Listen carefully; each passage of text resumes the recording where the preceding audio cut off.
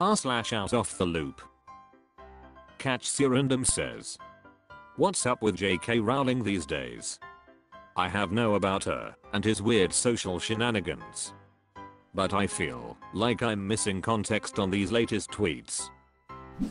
Fedora_offense says, answer, for the longest time, JK Rowling has touted herself as a defender of women's rights. Contradictory, she is also vehemently against trans rights. She believes that trans women are predatory men trying to invade women's spaces. She's had good faith ever since the success of her Harry Potter franchise grew popular, but people have started to question her viewpoints and the way she writes characters. From writing stereotypical characters to actively spreading misinformation regarding trans people, she's faced more and more criticism from people. She views all this as an attack on women's rights and likens an anti-bigotry statement to those of anti-suffrage statements. She consistently plays the victim and views herself as a sort of martyr speaking the supposed truth. Edit, #trans women are women and trans men are men. Ben Slutton says, she also started to go by the pen name Robert Galbraith, who is the man that invented conversation therapy. She denies that connection, but knowing her I have my doubts. Dramilf says, conversion therapy. Conversation wouldn't have the torture aspect.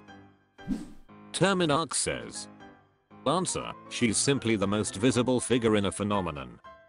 Many feminists, charitably defined as championing women's rights, split into TERFs, trans exclusionary radical feminists.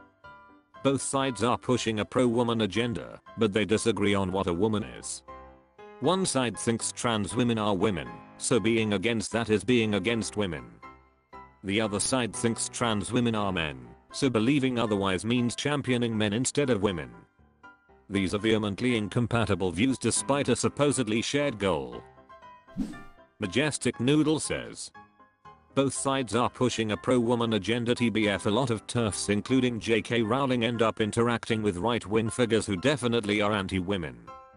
Their hate of trans people supersedes their role as a feminist. r/out off the loop. Osh9000 says, what's up with all these YouTube videos about TV shows and movie and 80s movie genre? Left square bracket. Bitbad Gaming says, answer, this is due to multiple A's such as Midjourney rapidly advancing in technology. As a result, people are paying for these services and generating these images to see what their favorite franchises would look like in a different style. Due to the popularity and polarizing content of AI, it is being heavily promoted on the search algorithm. Strataray says, answer, people who lived through the 80s are now approximate 40 plus years old with money. Entertainment industry wants to capitalize on it. Been like this for a while. Around the 35 plus to 50ish age range, you'll see a resurgence of things they couldn't afford when they were younger now being reoffered now that they can buy it. r/out off the loop. Historical List 3360 says, what's up with Dolly Parton and weed gummies? Dolly Parton is not affiliated with, has not endorsed, and is not associated with any keto or CBD gummy product. She's more the cake, cookie, and cornbread type. Team Dolly posted on her official Instagram link. NYSS says, answer, it's a scam. People have their product, CBD gummies or keto diet stuff, then slap a fake celebrity endorsement, Dolly, and a bogus miracle claim, reverses dementia on it. I don't know how much money scammers actually make from these types of things. Ayatapizza says, Oprah put out a similar disclaimer because they've been using her as well. 8avian6 says, answer, there's been a major problem of scammers making clickbait of celebrities and faking celebrity endorsements to sell CBD gummies on Facebook and Instagram for the past year or so. The same thing happened to Mayim Bialik about a year or two ago. r/out off the loop. Mr. Yeet was taken says, "What's up with Brexit? I saw a post about how it was costing their economy 100 billion a year. Why would anyone vote for something that does that?" The article said something about leaving the EU, but how would just leaving the EU cost so much? I know that it happened a while ago, but I've never read an explanation of what it is. It seems like one of those things that everyone but me knows. Thanks. Open bracket. The Milston says, "Answer, leaving the EU doesn't cost anything, well except for the legal proceedings. The numbers you're reading are about lost profit from increased prices and reduced trade due to Brexit." It says it right in the title in lost output. r/OutOfTheLoop. Blitzdrash_author says, "What's going on with Henry Cavil leaving the role Superman and Garalt? I didn't know he was Superman until I watched Black Adam and I enjoyed him as Garalt from The Witcher. I found this post that references it sorta." Mugenhunt says, "Answer, Henry Cavill had been playing Superman in DC movies since 2013's Man of Steel. He was also the star of The Witcher, a Netflix TV series based on the books written by Andrzej Sapkowski. Cavill left The Witcher show due to conflicts with the show's writers about how accurate they should be to the original books. He was seemingly ready to go back to play Superman again, having made a cameo in Black Adam, when DC announced that James Gunn and Peter Safran would now be taking over the DC Comics movies. They decided to go in a different direction with the Superman movies and wanted a young new actor to play the role as they'd be dealing with a younger new Superman in their new films.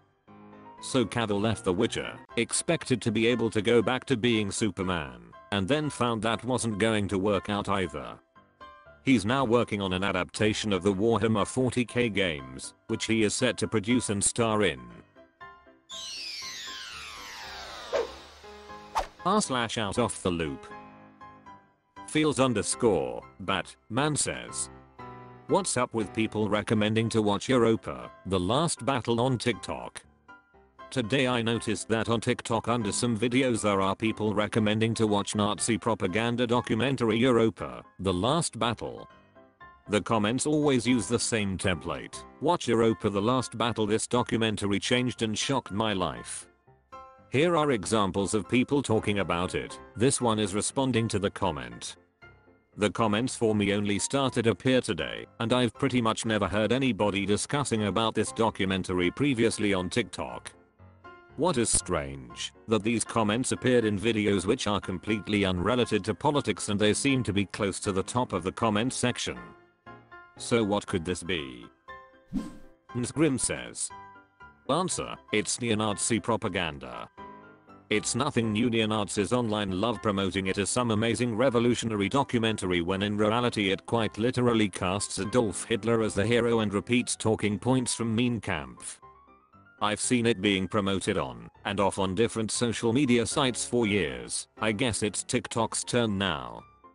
And if someone thinks I'm exaggerating its contents, here's the official summary of it. Internal sabotage at the end of World War I has devastated Germany, and its new Weimar government is riddled with corrupt men plundering what is left, all while overseeing the destruction of German culture and its social order.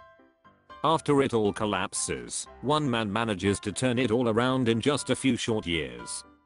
When Germany's people begin to prosper and start to live happily, the enemy declares war and seeks to destroy the German people once and for all. The true events surrounding World War II that you were never taught in history class, read about in your school's history books, saw on your television, or ever stumbled upon in a social media feed. And yet, it all happened. Scrubbed from the historical record and lost. Until now. And if you try to mention it to anyone, you'll be immediately silenced or thrown in prison." r/OutOfTheLoop. FNL says, "What's the deal with .gov? Domain websites looking so out of date. Government entities can't possibly be that budget constrained. Some of these websites look like they haven't changed since the 2000s. Ashelfish Lava says. Answer: local government/state governments need 3 things when it comes to web design and implementation: foolproof interface, easy updates, and redundancy. Design is an afterthought. Those who maintain the website for the department/county/city probably deal with multiple sites as well as making sure the backend works and keeps working. So you use the simplest format, with free fonts, little dress, and don't have to worry about licensing images and the like. Your more public-facing portions of the domain may look nice, but nobody has ever said damn, look at the artistry of this municipal water department payment site. Alleged Ditcher says. Question: why do you assume government bodies aren't budget constrained? It's a matter of priorities. Clearly their web presence is not a priority.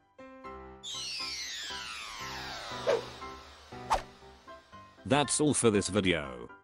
Was it good? I know not, for I'm a robot. Thank you for watching. Please subscribe. This video is the product of an automated process.